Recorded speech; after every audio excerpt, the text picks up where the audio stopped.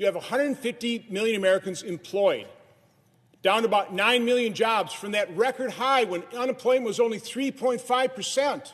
We had a record economy because we stopped overregulating and we had a competitive tax system. Now unemployment rate is 6.7%. In the CARES Act, which I supported because I want to help people, part of that was the economic impact payments, basically what the senator from Vermont is proposing here in this bill he wants to pass by unanimous consent. It spent $274 billion.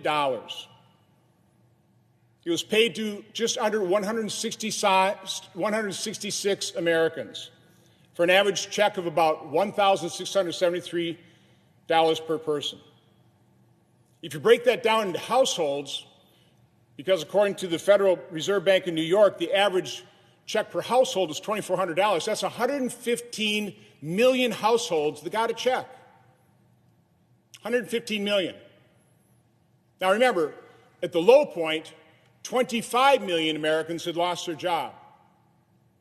We sent checks to 115 million households, 4.5 times the number of people that had lost their jobs. My problem with the CARES Act, with the first four packages, is it was a shotgun approach. We just spent money. We just opened up the spigot and we just sent it all over the place. We didn't have time to target it to those that really need it. As a result, and we're seeing today, businesses that needed it, business owners, small business owners, have been wiped out of their life savings. They didn't get relief.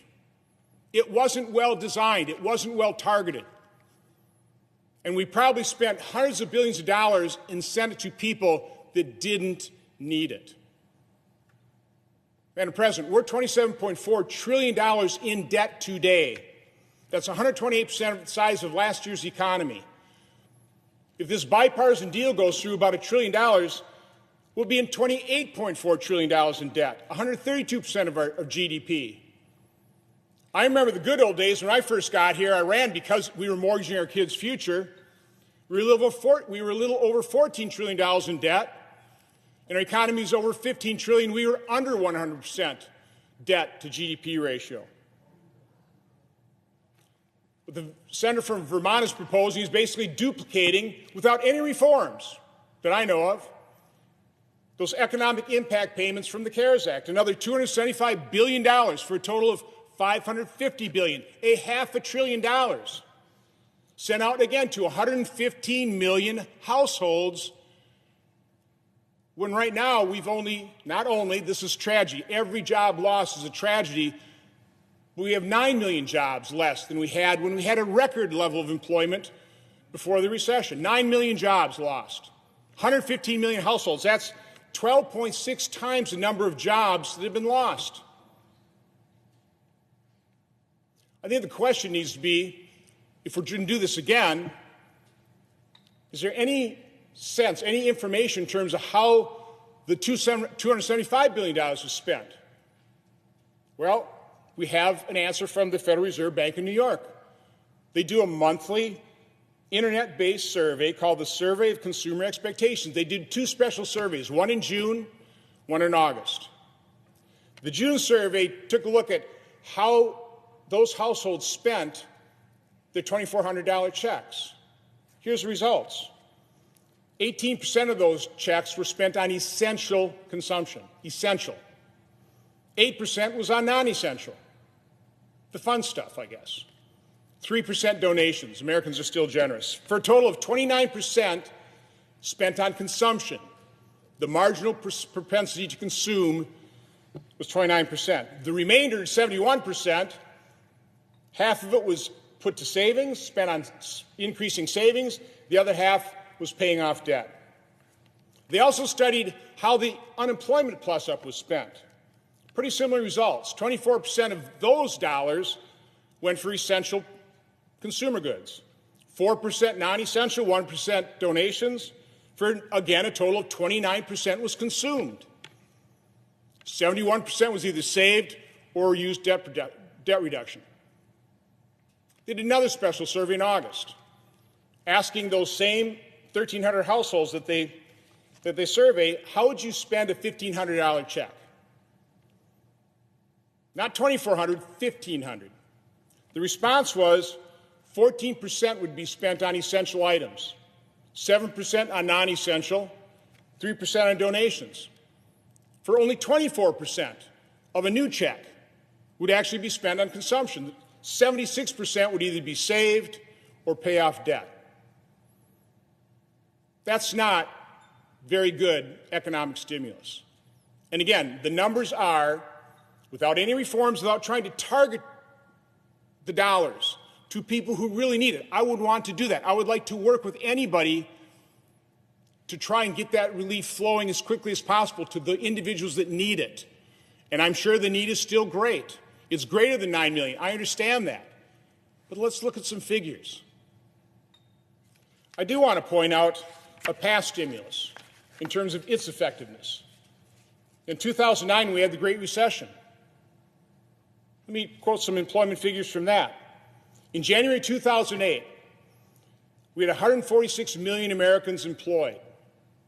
Remember, right, today we have 149 million. Our record was 159 million, about 146 before the Great Recession. By December 2009, that had dropped, hit the low point of 138 million people working. 8 million people lost their jobs. In January 2009, President Obama was inaugurated, had total control of government, a filibuster-proof Senate, control of the House. He could pass anything he wanted, and they did. They passed the $787 billion American Recovery and Reinvestment Act of 2009. They did that in February 2009.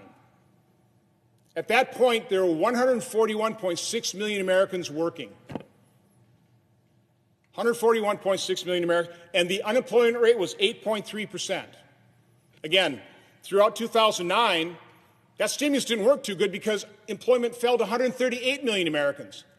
It took 3 years till January 2012, because of overregulation and overtaxation, to return to February 2009 levels of 141.6 million Americans working.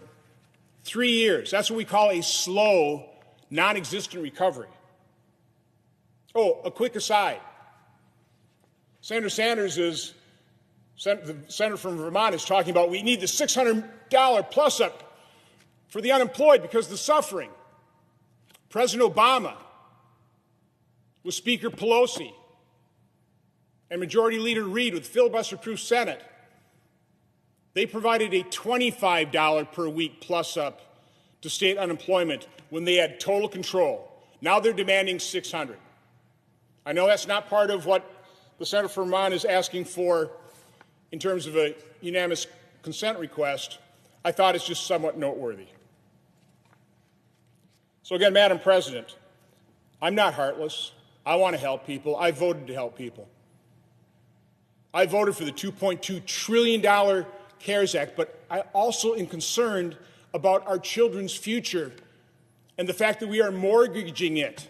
We do not have an unlimited checking account. We have to be concerned about these things.